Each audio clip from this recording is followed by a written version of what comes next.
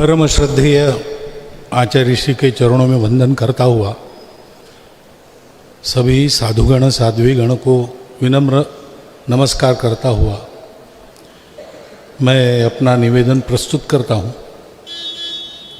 वैसे यहाँ तो मैं कई अच्छी बातें सुनने के लिए आता हूँ,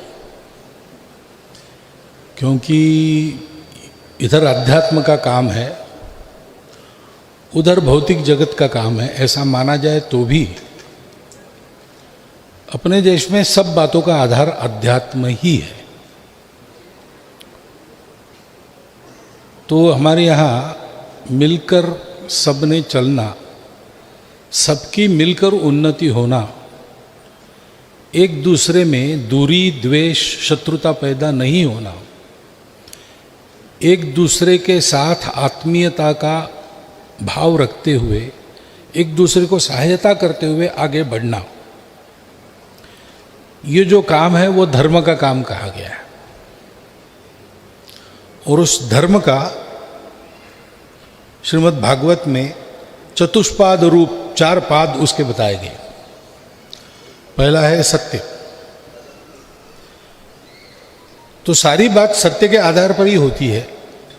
जो है उसके साथ जो चलता है वो चलता है, जो है उसके मुख मोड़ कर जो नहीं है उसके पीछे दौड़ने वाला ठोकर खाता है। ये तो समझ में आने वाली बात है। और इसलिए हमारे भारतवर्ष में सत्य का अन्वेषण हुआ है, और सत्य का अन्वेषण करने के बाद ये पाया गया है, जैसा हमारे यहाँ एक शब्द आया अभी, अनेकांतवाद, कि सत्य का दर्शन तो मैं कर रहा हूं लेकिन मेरी आंखों से कर रहा हूं, और मैं जिस तरफ हूं उधर से देख रहा हूं। तो मैं जो देख रहा हूं वही सही है, बाकी गलत है, ऐसा नहीं हो सकता। तो जितने सारे देख रहे उन सबका देखना और उसका प्रत्यक्ष होना, इसका जो कुल मिलाकर आता है कुछ स्वरूप, वो सत्य है। वो मैं अकेला नहीं जान सकता। इसलिए इधर सनातन परंपरा में एकम सद्विप्राह बहुधा वदन्ति ऐसा कहा है। लेकिन बात है कि वो पहला चरण है और उसके आधार पर बाकी सब है। अहिंसा भी हमारे यहाँ, सभी हमारे भारत के सब पंथ संप्रदायों में ये कहा गया है। क्यों? इसलिए कि सत्य अगर ये है कि हम सब एक दूसरे के शत्रु नहीं है, हमको अगर अपना नाता वर्णन करना है तो हम भाई है एक प्रकार से। कहीं पर माना गया है एक ही है, कहीं पर माना गया है एक दूसरे के है। और इसलिए हमारा रिश्ता शत्रुता का नहीं हो सकता, मित्रता बंधुता का ही हो सकता है। तो मित्रों बंधु में व्यवहार कैसा चाहिए? अहिंसा का ही व्यवहार चाहिए, नहीं तो वो मित्रता रहती ही नहीं। वो निंदक और चापलूस, इनकी बात अलग है। निंदक को तो निंदा ही करनी है, चापलूस को झूठा ही बोलना है। लेकिन जो सही देखता है वो तो यही देखता है कि अगर हम बंधु और मित्र हैं तो हमको अहिंसा से ही रहना है। और इसलिए दूसरा चरण करुणा बताया गया, क्योंकि अहिंसा ये संवेदना से निकलती है। मैं किसी को कष्ट न दूं। क्यों? जो मेरे लिए अच्छा है वही दूसरों के लिए भी अच्छा है। जो मुझे अच्छा नहीं लगता वो दूसरों के साथ नहीं करना, क्योंकि जब मुझे अच्छा नहीं लगता, दुख होता है, तो क्या वेदना है वो संवेदना मैं जानता हूँ, वही उसमें पैदा करना मैं नहीं चाहता हूँ। और इसलिए अहिंसा को ही करुणा कहा गया भागवत में। और उसके लिए तन मन का पवित्र होना आवश्यक है। ये विचार हो गया। आचार में वैसा होना आवश्यक है, क्योंकि आत्मा में तो सब विचार है, शुद्ध है, प्रबुद्ध है, परंतु शरीर मन बुद्धि विकारों के अधीन होती है, मलिन हो जाती है और आचार को ढक देती है, तो योग्य आचार नहीं होता। तो उसको साफ रखना, इसलिए कहा गया शुचिता। और ऐसा सब होने के लिए नित्य प्रयास करना पड़ता है, उसको कहा गया तपस। ये 4 बातें धर्म का मूल है। ऐसा कहते हैं कि कलियुग में केवल एक चरण बाकी है। कलि प्रवृत्ति ने बाकी 3 चरण काट दिए। लेकिन कलियुग में भी कलि प्रवृत्ति ने बड़े ही काट दिए होंगे, लेकिन मनुष्य अपने प्रयास से बाकी 3 चरणों को भी पा सकता है। हमारे यहाँ सारे हमारे ज्ञान निधि में हमारा ज्ञान निधि प्रचंड है। चतुर्वेदाः पुराणानि सर्व उपनिषदस्तथा रामायणम भारतम च गीता सद्दर्शने संतों के उपदेश जैनागमाः त्रिपिटका गुरु ग्रंथ सतांगिरा। इतना बड़ा एष ज्ञान निधि श्रेष्ठ श्रद्धेयो हृदय सर्वदा। अब इतना बड़ा ज्ञान निधि एक जन्म में तो आत्मसात करना बहुत कठिन बात है, परंतु क्योंकि उन सब में अलग अलग प्रकार से अलग अलग दिशाओं से अलग अलग वर्णन के द्वारा एक ही बात का वर्णन है, हम कहीं भी जाकर सुन लेते हैं, हमको पूरा मिल जाता है। मैं जो आता हूँ ऐसा सुनने के लिए ही आता हूँ, क्योंकि मुझे भी वहाँ जो काम करना है वो काम तो दूषित वातावरण में करना पड़ता है, उसको साफ करने का काम है। एक तरह से हम सफाई कर्मचारी हैं, तो ड्रेनेज में उतरना पड़ता है, कभी कभी नाली साफ करनी पड़ती है, कभी कभी शुद्ध हवा में भी रहते हैं, परंतु रोज अपनी सफाई तो कर। गुरु कहिए कुछ भी कहिए, लेकिन उसको क्या करना है? कुछ गुरु को करना है, कुछ जो मुक्ति चाहता है उसको करना है।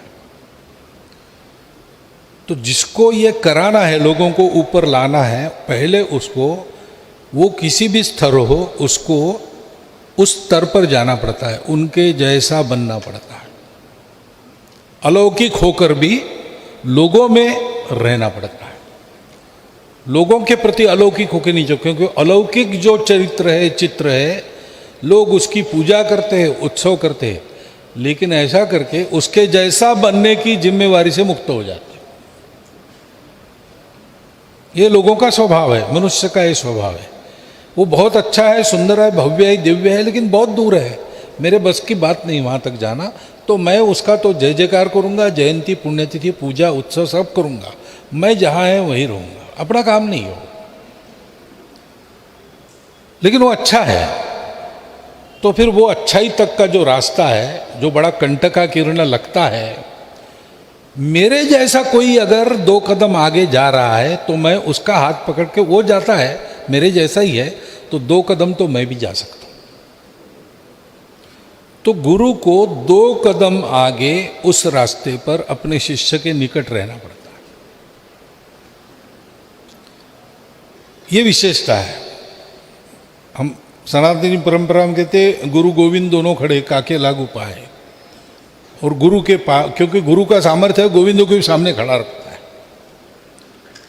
इतने सामर्थ्यवान गुरु है, लेकिन वो जब अपना काम करते हैं तो वो शिष्य के निकट, शिष्य को लगता है थोड़ा ही आगे है, उतना आगे जाके देखता है तो उसको ध्यान में आता है और थोड़ा आगे है, थोड़ा थोड़ा थोड़ा करके गुरु शिष्य को कितना आगे ले जाता है। ये शिक्षा देने की कला है। जिसको सिखाना है उसके स्तर पर आकर वो समझे ऐसा, उसका आगे बढ़ने का उत्साह कायम रहे, इतना आगे रहना। और शिष्य को यह करना पड़ता है कि गुरु ने अगर हाथ बढ़ाया तो मैं भी थोड़ा अपने पंजों पर ऊंचा खड़ा हूं, एड़िया उठाऊं तो मैं हाथ पकड़ सकूं।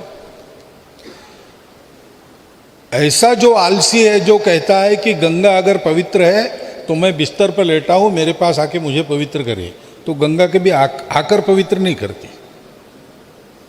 एक ही बार हमने गंगा यात्रा निकाली थी, सारे देश में गंगा का जल लेके गए थे, लेकिन उसमें भी जिन लोगों ने अपने घर के बाहर रास्ते तक आने का कष्ट किया उन्हीं को मिला, बिस्तर पर गंगा नहीं मिलती।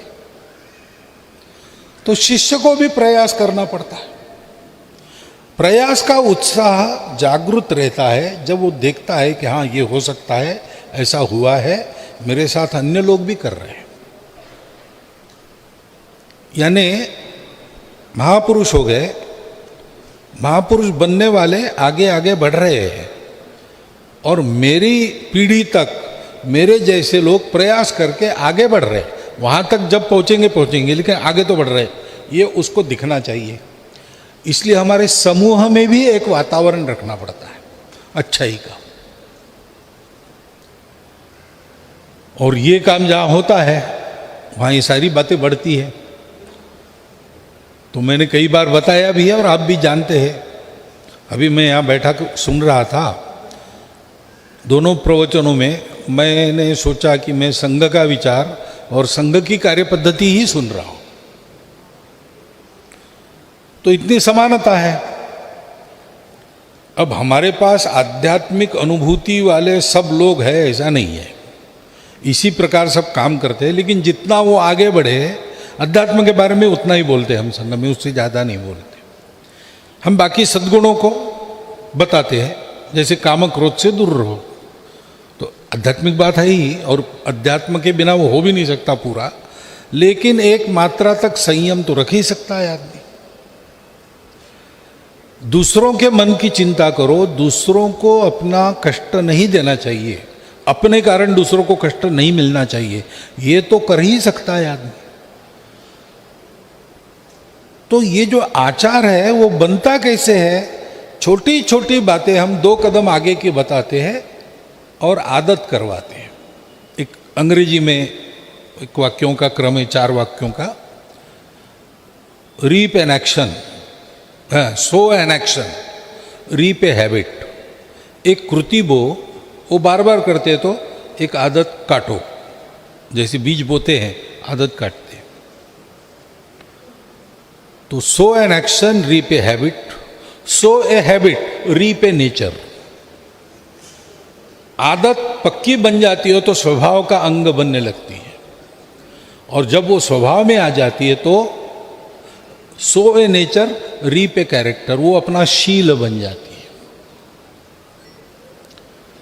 तो ये कैरेक्टर बनाना, राष्ट्रीय और व्यक्तिगत चारित्र्य बनाना, इसके लिए छोटी छोटी बातों की आदत कराना।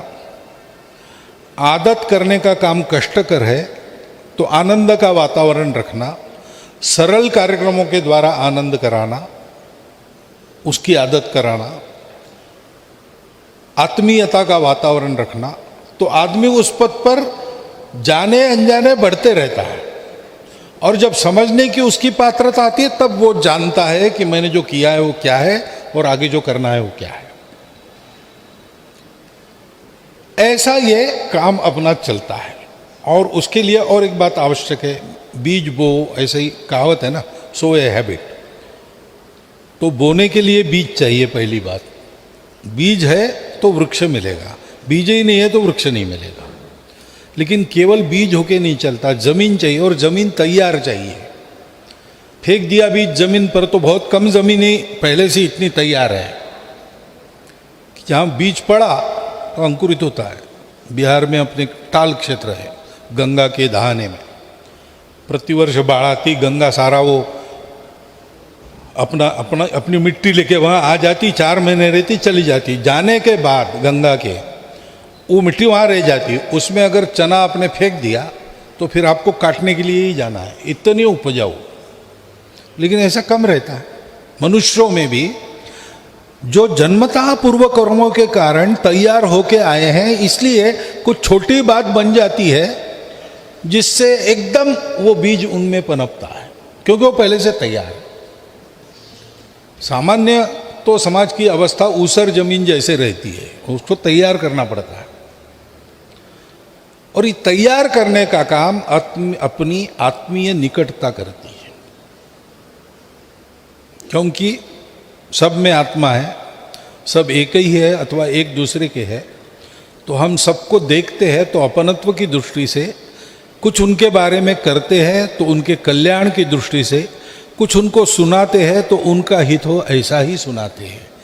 ऐसा जब व्यवहार रहता है तो मनुष्य उस आदमी का कहा हुआ करने की प्रवृत्ति, माता का सुना उस बालक ने, माता कोई बड़ी तत्वज्ञ रही होगी वगैरह ऐसा नहीं, लेकिन माता की जो ममता है तो पुत्र सदा उसका अंकित रहता है। और इसलिए माता ने कहा झूठ बोलना पाप है, इसका मतलब झूठ बोलना पाप है। कोई सबूत की आवश्यकता नहीं, तर्क की आवश्यकता नहीं। किस ग्रंथ में हो बताओ, कोई जरूर नहीं। हमारी माँ ने कहा है, अपने आदमी ने कहा है, आप्त वचन प्रमाण, ऐसा एक प्रमाण का प्रकार भी है। जब मनुष्य की क्षमता नहीं थी प्रत्यक्ष देखने की या तर्क से अनुमान तक आने की या देखने वाले बातों से अनुमान लगाने की, तो आखिरी बताया आप्त वचन, जो अपना है उसका कोई अपना स्वार्थ नहीं है, उसका वचन प्रमाण है। इसलिए संत वचनों पर शंका करने का कारण नहीं होता, क्योंकि संतों को कुछ नहीं चाहिए, अनिकेत है, वो स्थिरमति है, उनको निंदा स्तुति से कोई फर्क नहीं पड़ता और उनको संतुष्ट करने के लिए कुछ नहीं करना, छोटी सी बात से संतुष्ट हो जाते। उनका अपना कोई स्वार्थ नहीं रहता, सबके प्रति प्रेम रहता है। वो अगर कहते हैं तो वो सही होगा, नहीं तो वो हमको नहीं कहते। ऐसा संबंध बन जाता है तो जमीन तैयार होती है। वहां फिर आप बोलकर अपनी कृति को उदाहरण स्वरूप उसके सामने रखकर अथवा श्रवण के द्वारा कुछ बीज डाल देते हैं तो वो जरूर अंकुरित होता है और बड़ा होता है। ये जो मनुष्यों को संस्कार देने का शास्त्र आज करने की बहुत ज़रूरत है। महाराज जी ने बिल्कुल ठीक कहा। सर्वत्र दुनिया में पहली समस्या कौन सी है? संस्कार लोप है। बाहर के बहुत है, मैंने बाहर की बातों का उल्लेख किया जाए तो लंबी सूची है, लेकिन मैं कहूँ कि भद्दी आदतें डालने वाले वीडियोस से लेकर तो तालिबान तक सभी संकट है, सबको है, सभी चिंतित है। लेकिन अगर मैं इतना पक्का हूं कि मेरा कुछ नहीं बिगाड़ सकते तो मुझे चिंता करने की आवश्यकता नहीं। डरना इसलिए पड़ता है कि हम मजबूत नहीं हैं, इसलिए हम इस दृष्टि से सबल बन जाए। इसका मतलब है प्रत्येक घर में ये संस्कार हो, और वो हम अभी से शुरू कर सकते हैं। यहाँ जो गृहस्थ बैठे हैं अभी से शुरू कर सकते। क्या करना है? अपने घर में सदाचार का वातावरण रखना है। घर के बड़े लोगों का उदाहरण चाहिए, उनके उदाहरण गलत नहीं होने चाहिए। बच्चों को जो है वैसा है ऐसा बताना चाहिए, जो सही है वो बताना चाहिए, जो सही है वो करना चाहिए, और प्रेम से उनको समझाना चाहिए। अच्छा पढ़ना, अच्छा सुनना, अच्छा चिंतन करना, इसमें उनको लगाना चाहिए। सप्ताह में एक बार अगर अपने घर में सबके साथ हम बैठे, श्रद्धानुसार भजन भोजन किया और एक 2-3 घंटा चर्चा की और इन बातों की चर्चा की, तो घर के बच्चों में भी वो सत्प्रवृत्ति आ जाएगी। बाहर कितना भी बिगाड़ने वाला वातावरण रहे वो उसके अधीन नहीं होंगे। बच्चे की प्रवृत्ति 3 साल तक तैयार हो जाती है, आयु के 6 साल तक पक्की हो जाती है, और आगे 12वें साल तक वो अपने माता पिता के कहे पर श्रद्धा रखकर निश्चित रूप से चलता है। उन 12 वर्षों में उसकी तैयारी ठीक करो, बाद में जिसको अंग्रेजी में टीन एज कहते हो और तारुण्य में उसका अधपतन नहीं होगा, क्योंकि उसमें विवेक रहेगा। ये दिखता बहुत अच्छा है, आकर्षक भी है, लेकिन अच्छा नहीं है। वो दिखता उतना अच्छा नहीं होगा, रूखा सूखा होगा, लेकिन यही मेरे लिए हितकर है। यत्तदग्रे विषमिव परिणामे सुखोपमम तत्सुखम सात्विकम प्रोक्तम। तो सुख की ओर सब भागते हैं, लेकिन सात्विक सुख कौन सा है ये पहचानने का विवेक उसका तैयार हो जाता है, फिर वो नहीं बिगड़ता। तो आपने कुछ संकेत किया, मैं क्या बोलूं उस पर मैं बोला हूं। उपदेश करने का मेरा भाव नहीं है। आप सबसे जो सुना है वो मेरे शब्दों में प्रक्रिया करके मैं आपके सामने रखता हूं। आपने सुना, मैं कृतज्ञ हूं। बहुत बहुत धन्यवाद। भी बढ़ती रहे।